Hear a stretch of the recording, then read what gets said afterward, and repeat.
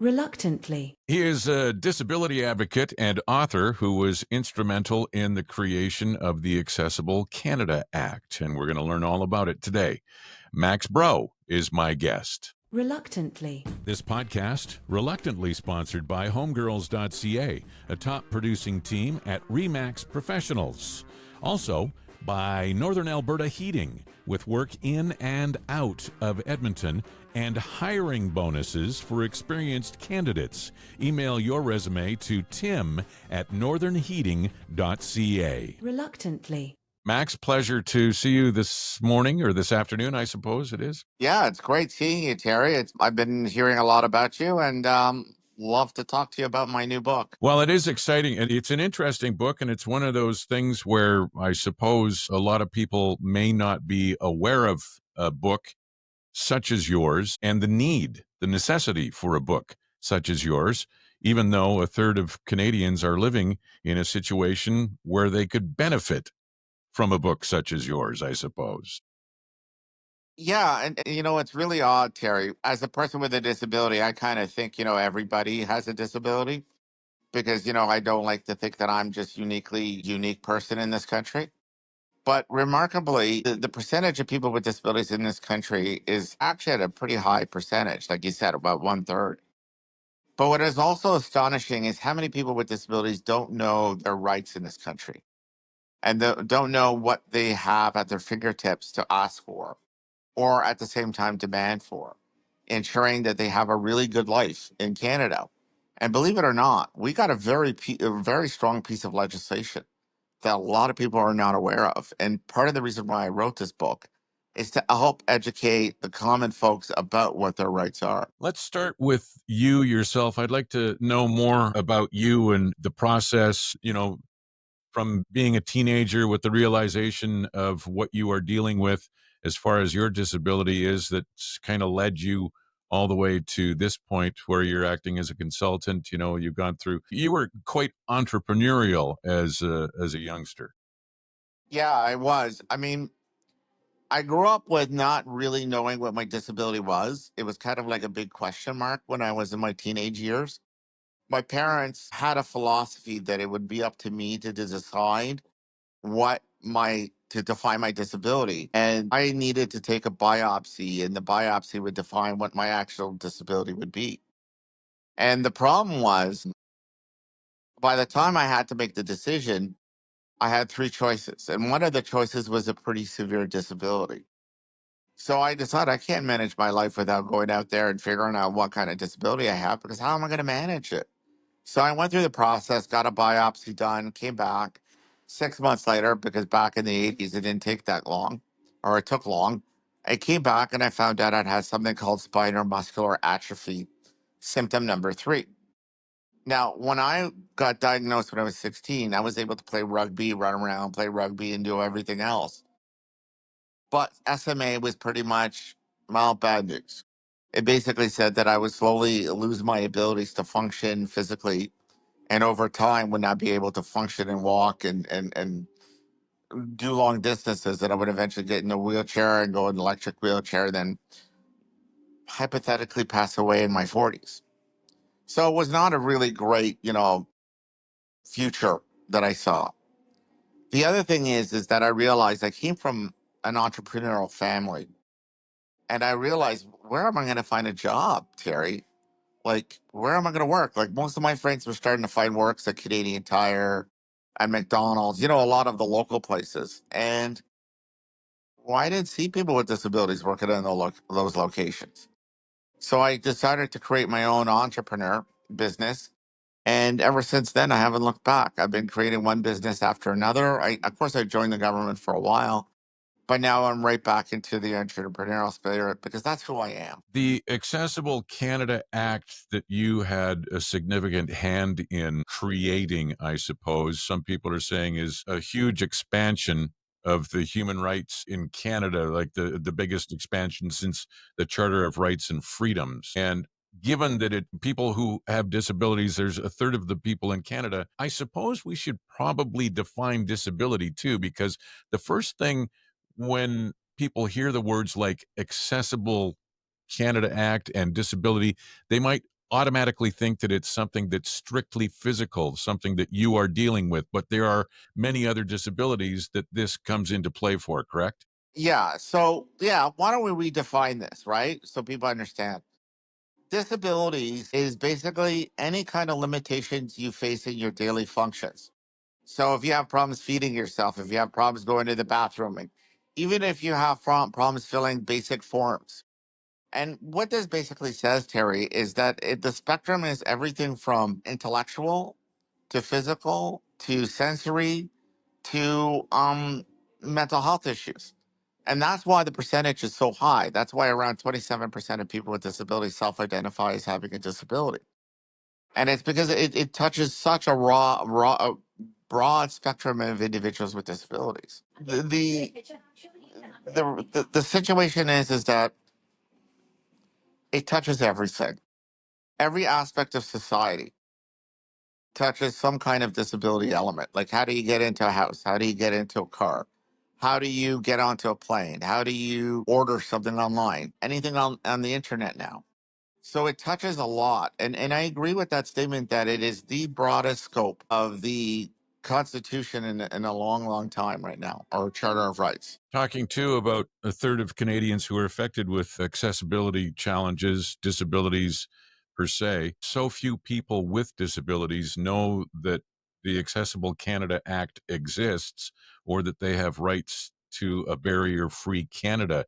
And this goes, like you were rattling off some of the issues that people might face, to varying degrees of disabilities. But I was also going through your website and seeing how there's an opportunity for people to share commitment, inspire change, and that sort of thing, where they can make suggestions through your website and talk about some of the things that have been, say, implemented at their workplace or implemented in, the general public or something like that, that inspires you to also bring up notions that may make a difference to who knows how many thousands of people across the country, right? Yeah, and the thing is, and I got to go back. I got to take a step back here, Terry. The act itself, in my opinion, and some of my colleagues that helped develop this, all we were trying to do is put the power back into the people. You know, that old 70s statement and 87, 80s statement, put the power back in the people's hands. Right. And we realized that there are so many issues that need to be dealt with that we as a collective can deal with it as a collective, but individually pick an issue and go on, take the fight and know that the rights are in your favor. So based on my idea on my website and with the release of my book, I'm asking everybody to tell me, what are you doing in your neck of the woods? Like, maybe the big fight in your neck of the woods is you can't get into City Hall because it's not accessible. Maybe the big fight in your neck of the woods is that the concert hall that you love listening to music, it's not accessible. So pick that fight. Go and let them know what that issue is and make them aware of how to make it accessible. And let me know so that I can tell people like you, Terry, and the media and everybody, here are the individual fights that are happening across the country. Because what might be an issue in Newfoundland might not be the same issue that's in Victoria, BC. So, everybody has a particular issue. Let me know what it is. And let's, as a collective, help you pick that fight. Let you give you the material, give you some strength to do that fight, and know that you're not alone. And that's a big thing for me. Do you think that inspiration kind of came from your father, where he was more or less the old school kind of dude, suck it up, the day came where he said to you, you define it and you take action against it and you make a difference? Is that where you're giving people an opportunity to make a difference in the same vein that your father asked you to? Yeah, you nailed it, Terry. Yeah, because I think there is power in you owning the problem and you and fighting the problem, if you get where I'm coming from. My father didn't say, go talk to this guy, go talk to this guy, go fight this way, go get money. He basically said, figure it out, map it out, figure out where the weaknesses are, and then proceed to put something into play. And I've been living that my whole life, my philosophy, and I think it's done me quite well. And it's done a lot of my colleagues quite well, my philosophy on this, because I do believe fundamentally, if I have to wait for you, Terry, to do something, nothing's going to get done because Terry has his own issues. But if I wait from, I have to do it myself. I have to pick it up and I have to move the bar. And I believe that's where the power is, in the person himself. Reluctantly. This podcast is reluctantly sponsored by the real estate team of homegirls.ca, a top producing team at Remax Professionals. If you are buying or selling in the Edmonton region, Shauna and Bonnie can handle everything with strong industry connections to mortgage brokers, home inspectors, lawyers, and contractors to support every step of the process. The market is very active right now. We recently listed our home again, and it went from MLS to closing conditions in 8 days. Now, of course, results may vary from property to property, but Shauna and Bonnie have been our trusted real estate advisors through buying and selling no less than 7 properties. I've recommended them to many friends who want real, relatable people with a personalized, hands-on approach. New home, investment, recreational, even commercial properties. Homegirls.ca is the website. Email info is right there, and the phone number is 780-517-HOME. Reluctantly. How much brick wall did you run into after absorbing all the information? Obviously the information that you had yourself and personally experienced, but also absorbing the information from colleagues and whatnot. How much of a brick wall did you run into with the government before they started to hear, listen, act, give you the opportunity to get to the point where you could be a part of the Accessible Canada Act? Well, I'm not going to lie. It was a monumental wall that I had to climb, right? And think of an image of a big wall and a guy in a wheelchair staring at the wall. I had to climb quite high. But I realized every time I started moving up the wall, I started finding allies. I started finding people who were quietly saying, "Oh, we're secretly supporting you. Go talk to this person," or "We're secretly supporting you. Here's a little bit of money to make this happen." And I found every inch of the wall, I found allies. And I found people who were willing to give me a leg up because they were realizing what I was trying to do. Many people realized that they had a brother, a sister, a father, a mother, a relative, somebody they cared about that had some kind of disability. And they realized what I was asking for and what I was demanding for the government was to make this a better society for us to all to live into. I mean, I don't know you personally, Terry, but I can guarantee you, if you sit back after this conversation and you think the handful of people in your life that have you encountered with disabilities, how much life would be a little bit easier if they had a little bit more things going their way. And that's all we're asking for. We're not asking for a hands up for a job. We're not asking for a hands up for something.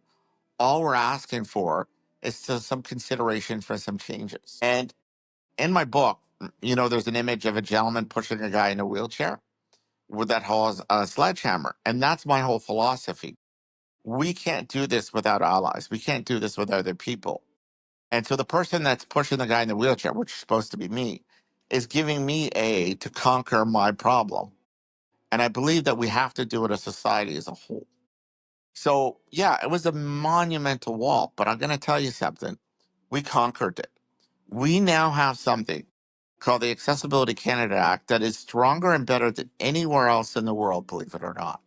And now it's up to us as individuals, Canadians, to do something about it between now and 2040. And we can make those changes. And it's not necessarily about doing something for yourself specifically, in general, not you specifically, but it's Right. not for me or anyone else listening about doing something for yourself specifically, but it's about doing something for someone who could benefit from the Accessible Canada Act. The one thing I wanted to ask you, you were talking about, trying to beat down the wall. And I do like the picture in your book of the person pushing you in the wheelchair, but you have a sledgehammer. So you're getting assistance, but you're doing the work as well. Like you said, you're not expecting a hand out, you're expecting a hand up, I think is That's right. the way the phrase goes. But when it comes to the Accessibility or Accessible Canada Act compared to the Charter of Rights and Freedoms, what is the fundamental difference between the two? Or is it big? Is it small? Is it very similar? Do they run on parallel paths? What is it? Well, everything in our Canadian society is based, on my opinion, on the Charter of Rights. It basically is a very, very important document that tells us on how we should function in our life and in our society and with neighbors. But it doesn't give us the recipe on how to do that. And that's where I talk about the book, is that the book, if I go into an employer and I say, thou shalt not discriminate because I'm a person with a disability, or thou shalt not discriminate because I'm a person from the indigenous community, great. That's great. That's a fine statement. But how do you make that happen, Terry? Right? And that's what the ACA is. The ACA is about explaining to corporations and businesses and like-minded corporations on what they need to do, and governments, by the way, what they need to ensure that we achieve the goal of an accessible Canada. So we need to make sure that a fair percentage of people with disabilities get work. We need to ensure that certain things are purchased with people with disabilities in mind. We need to make sure that certain policy developments keep people with disabilities in mind. And that way, we're always turning the machine to making sure that we're making it a like minded community for us as a whole. And this involves everybody. This involves the taxpayers. This involves the politicians. It involves the people on the streets, all asking some very basic fundamental questions that the ACA is driving towards. Are we accessible? Can I get into your place? Can I get to your counter? Can I go online and order it online? Is your technology fully accessible that I can, go online now and order stuff? Make the fundamentals very basically accessible, and the rest of us will take it and run with it. It's probably also general attitudes as well, to of people that might prevent people with disabilities from participating in daily life, or as people might fully want to, who are affected by a disability. So adjusting those is a huge thing. Interesting that the title of the book, The Race to the Starting Line, is probably reference to the 2040 barrier-free Canada thing, which, I mean, we're on our way to the beginning of everything. Yeah, you got to remember when Trudeau won his first election, he put the Accessibility Canada, at that time it wasn't called that. He just said we need to come up with a piece of legislation for Canadians with disabilities. The problem that most people don't understand, if you're not working in the federal government, is that in order to design, build, advocate, go and see about creating a piece of legislation, takes sometimes 10, 20, 15 years to develop. We were given less than 4.5 years to go out there, engage, design, build, figure it out, and turning it into a piece of legislation in 4.5 years. So the term really came from, we needed to come up with a piece of legislation that would get people exactly what you're saying to the starting line. Because we can't turn around and I can't tell you, Terry, you need to do this, you need to do that. That's not how society works. What we need to do is we need to massage you and we need to point you in the direction of what you need to do. And we need to say over a period of time, you need to make changes to reflect where we want to be at a particular time.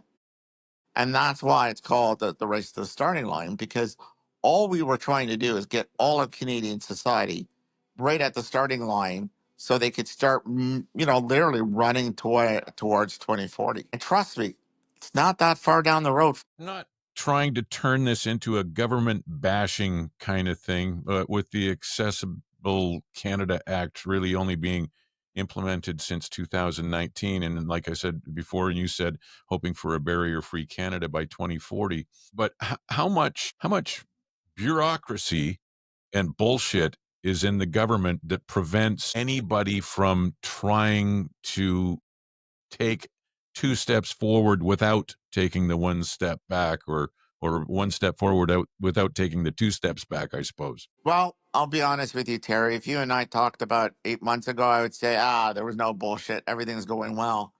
But the reality of the situation is that with their neighbors to the south, putting a lot of their big, problems that they're having on minority groups and people with disabilities, all of a sudden, disabilities is now being highlighted as one of the ineffective ways to hire people.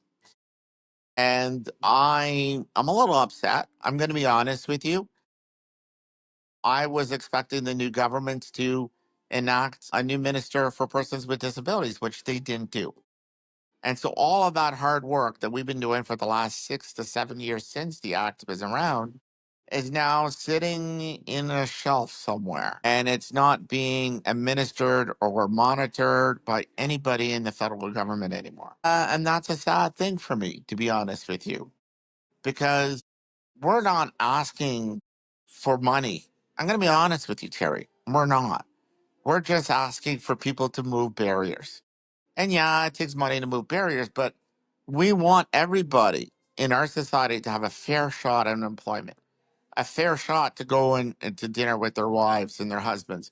All we want is a fair shot. And unless we have something called the federal government or the provincial government telling corporations, keep in mind that you need to have certain things in place in order for all Canadians to contribute or participate in, that's not their number one concern. Their number one concern is making a buck. And it's always going to fall to the wayside. So, yeah, there's some bullshit involved here. Do you think if you were still employed by the federal government, it would have been expedited or it would be off the shelf that it's sitting collecting dust on now? Would there be, action? Well, the number one reason why I left the government, Terry, is to make sure that this doesn't sit on a shelf somewhere. And this is why this book is really well timed. I plan on doing a lot of pushing on this book and starting to have a large conversations with a lot of governments and corporations about, hey, let's take this off the shelf again and let's start kicking it back into high gear. Because you know why? Being accessible is being Canadian. Everything we do in our Canadian society is about giving everybody a fair and equitable shot at a chance at life. That's what I think being Canadian is. And I think we're falling short on that right now. And I think we need to, that's my job. My job is to talk to people like you and everybody else and make them know the fight's not over. We still need to push this. So if the book or not, if the movement per se, not your book, if the movement per se is still sitting on a government shelf somewhere, and earlier you said that you were, as you were approaching the wall, that the government was putting up in front of you, trying to bash it down, but secretly every once in a while somebody would say, "Hey, here's a little money to try and do this," or "Here's a little help," or "Here's a some help in connecting with someone." Why was it secretly? You threw that word in secretly, and it kind of tweaked my curiosity. Because it always is secretly. And I never understood this. One of the really weird things about Canadian society is that when we want to help a movement move forward, it's always done in it's a little secretly or it's underneath the table or because we agree with it, but they don't openly agree with it. Right. And the thing is that one of the things is I am a proud Canadian. I'm a proud Canadian that has a disability. I'm a proud Canadian that wants to move our society to be equitable to everybody and anybody. I embrace the indigenous values, the gay and lesbian values. I embrace all those values because I believe everybody has the right to live and exist without harming anybody else freely and the right to all jobs. I never understood why when I get a pocket of money, it's always secretly. And I think we need to be a little bit more open about this kind of funding. And the reality is this, Terry. Let's do some simple math, right? If one third of the Canadian population has self identified as having a disability, why the hell is it so secret? Right? Like one third of us are experiencing some kind of a disability issue. Shouldn't you think that most of our programs should be keeping disability in mind? Some of our things should be keeping this in mind because, well, it's coming from one third of the taxpayers. Well, the other way to measure it, so that it's scalable too, so that people can understand the process of this. You consider how many elections, federal elections or provincial elections we have, but let's just go with federal. Let's consider how many federal elections we've had where only one third of the population has voted. That puts it in context to say, okay, well, two-thirds of the population didn't vote. Well, that's a good measuring stick of the people who might be affected by this from top to bottom. And if a politician is insisting on secretly helping or secretly providing a grant or something like that, or secretly putting that just tells me that that politician has no business being in the position that they are in, because they can't stand on top of their soapbox and say, I am saying this to my constituents, trying to get support for the people who are affected by this, which turns out to be 27% of the population. It's ridiculous. Isn't it? Here's the last thing, and I mentioned this in the book. We have a population base of deaf people who, for lack of communication, they're trying to get government organizations and corporations to sign or to be open to signing. During the last federal election, I sat back and I went, "Where's the signing? Where's all of the big wigs, running for positions not having sign language interpreters?" So they were breaking the law by not having that, in my opinion, right? And you have a whole community who cannot communicate or engage because they don't have signers at these engagements. And that to me is shocking, to be straightforward with you. It's being done in a lot of countries easily. And yes, it costs money. But this is where we need to move into. Now, I'm a positive guy, right? My positive attitude is my job is to go out there and start knocking on doors and making them aware that there's a law now and that you must now abide by it and make sure that people with disabilities can interact with you and moving forward. They have to have people surrounding them, or a trusted group if they are in that position, so that if something like that isn't happening, then it's brought up and it's changed immediately, so that everything can be presented to people who are hearing impaired. Because I'm who knows what the percentage is. I'm sure it's in a book or on the internet somewhere, but I mean, yeah, you're exactly right. If those people don't have the opportunity to hear what's being said on a campaign trail, then you're, first of all, as a politician, you're missing out on a faction, a group of people that could change everything in your riding. And then there is the other basic fundamental right of a human being. It just doesn't make any sense to me. Why do these politicians not think and use their heads, or have somebody in their party that can help them if in a situation like that? Reluctantly. This podcast is reluctantly sponsored by Northern Alberta Heating Limited, specializing in commercial HVAC all over the province of Alberta. Right now, they are urgently seeking motivated long-term employees that want to work for a great company.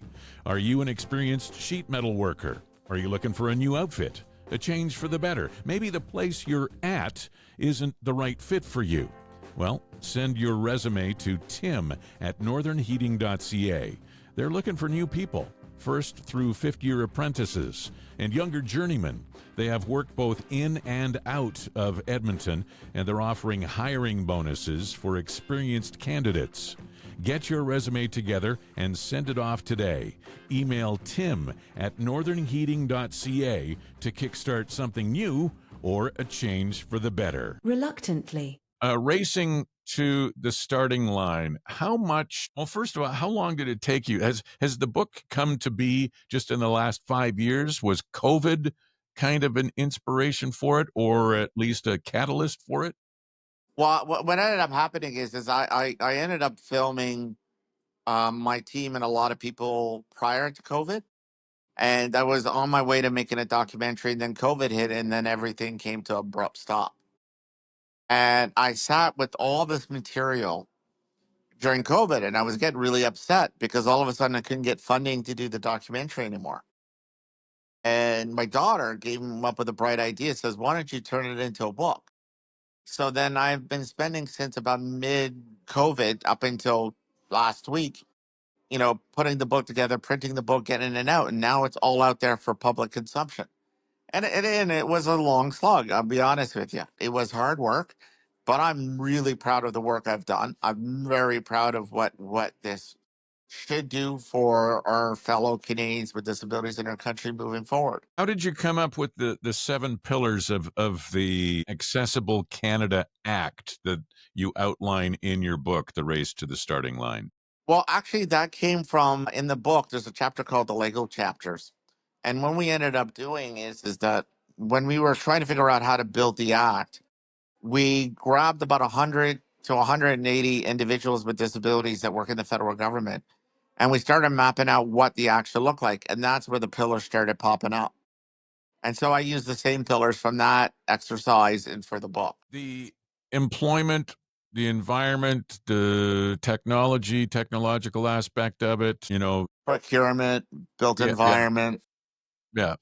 Design and delivery programs. As we move forward from, okay, let's just call it COVID 2020, all right, the spring of 2020, Right. and the things that we've seen now, what is there that's been implemented to help out in this situation, however relatable, as technology has advanced? Because there's been a lot of stuff, especially AI in the last 2 years, that has come up. How pertinent has that been? Very pertinent. I mean, I have a great saying that COVID, and I'm going to say this before I say it, I feel sorry for all the people that passed away or lost family members due to COVID. However, COVID was a huge instrument for the disabled community in Canada because all of a sudden, all of us, we had to work from home. And the community has been arguing for years to let us work from home, unfettered, without assistance. And all of a sudden, now everybody's working from home. And now people with disabilities can apply for jobs, work at jobs, and do everything and work from home. That was a massive step forward, Terry, to show that, some of the things we're asking for is not outlandish. And there has been huge advancements, but AI is scary. I'm going to be honest with you, right? Because AI doesn't recognize disability on the level that you would think. There was a contest in the States about, I think, 8 years ago, where they asked AI to look at a handful of stories with disabilities in it and without disabilities in it. And then it asked AI, what do you think of disabilities? And they thought that disabilities was a negative thing that we should be working away from and we should be erasing from our society. It wasn't understanding the AI equation. Sorry, a disability equation in AI. So we have to make sure that AI understands disabilities and make sure it puts it in its proper place. Tell me about your website. It's Max Brault, BRAULT, SMA Foundation.ca.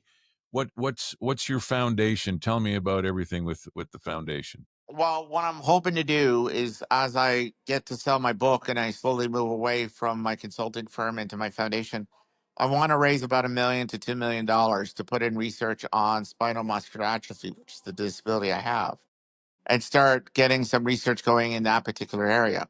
One of the really interesting things about SMA is that there are certain cures that are starting to pop up, but they start costing about $1 million a shot. So I want to start doing a little bit more research to see if we can reduce those medical capabilities for people so that they can function with SMA without having to pay $1 million a year. So by raising money and start doing more research and putting control back in our hands, that's my whole goal. The definition that we touched earlier on of disability is different from one person to the next, I suppose. A lot of it might have to do with personal experiences as well. And it can be physical, it can be mental, it can be, well, there's probably many categories that I'm not even aware of. But a lot of times we hear the phrase, celebrate the contributions of people with disabilities, or celebrate the people who contribute, are who have disabilities.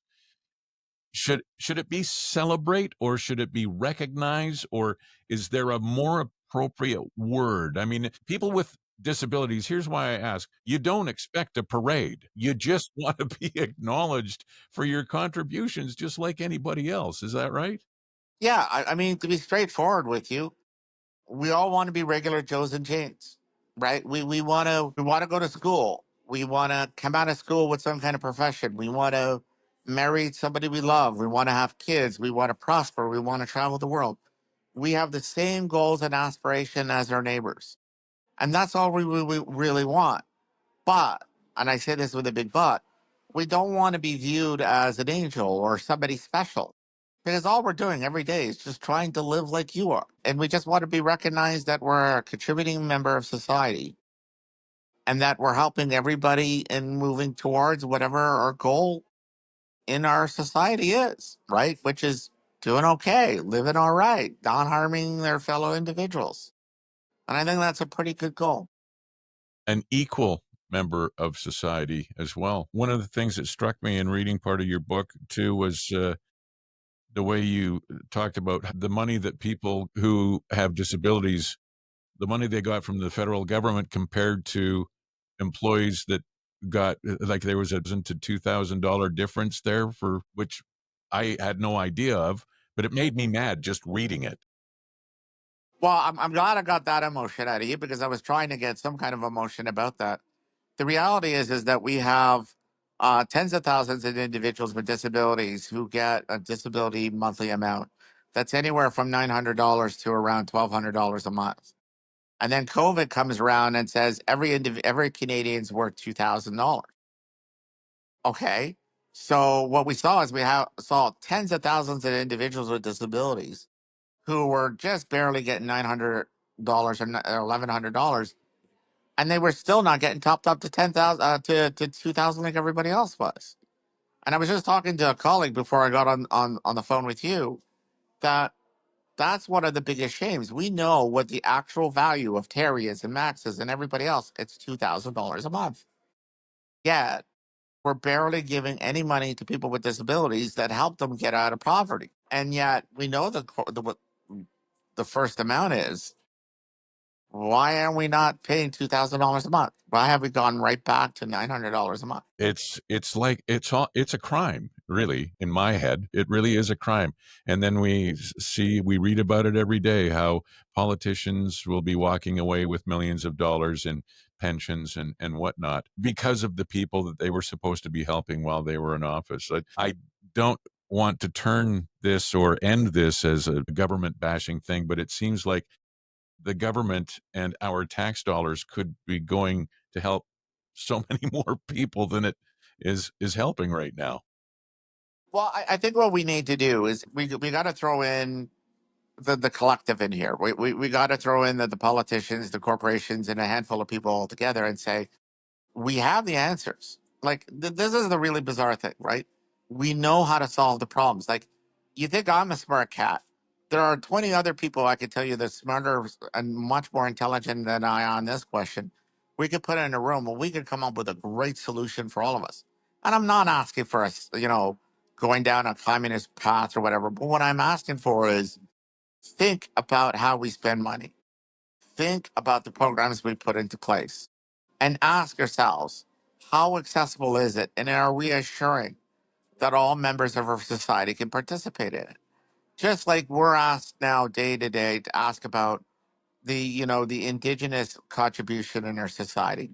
I'm asking, think about the accessible people with disabilities that need things in our society as well. It's not a tough thing.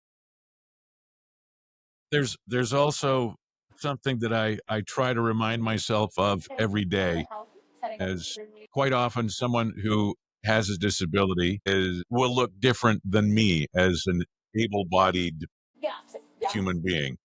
And I always think that there is an opportunity to learn from somebody who is different from me. And if you're talking like there's a lot of times where people will refrain from approaching someone who's in a wheelchair, on crutches, or whatever the case may be, with a very visible physical disability. But you have to realize that they're people too. I can learn something from all you have to do is you get down eye to eye with somebody to have a conversation with them. You take the time to, if there's have a speech, impediment of some sort or disability, take the time to try and understand and communicate with people. There is so much that we can learn from each other regardless of our physical state. So that's something that I try to live by every day. And it started with me as a kid growing up living on the UBC endowments lands and student family housing, where there were kids from all different parts of the world living all around me. There were kids from Ghana, from Hong Kong, from Czechoslovakia, from the United States, from Canada, of all different colors, races, created. And I found myself learning more about those people and where they were from just simply because I was immersed in that. So do not be afraid to immerse yourself into a situation that you might not feel comfortable with, but when it comes right down to it, we're human beings and we're just, you know, We need that conversation, that companionship back and forth, right? That's it. And at the end of the day, that's all I want. That's all I want for my community. I want my community to have fair and equitable chances at things. And if anything else, to make a fair and equitable argument, right? We want to enjoy life and we want to spend money. We want to do all the things that you could possibly humanly think about. And we want that too, right? And we're not afraid to work for it, folks, as well. That's the reality. We just don't want to have our hand out, that old saying, and take. We want to get our elbows dirty. We want to get involved. We want to be part of something as well, right? And I think that's being Canadian. Like, I mean, to me, Canadian, I said this to my grandkids, right? I said, you got a great honor of being born in Canada, which means not only will you have a better life than most, but because you have a better life than most, you got to make sure that it means something and it has value to other people as well. It just can't be you just exist. You got to, do something as well. And so I'm constantly challenging my grandkids and I challenge my kids as well, participate in society as well. Whatever it is, pick something, do it, and do it well.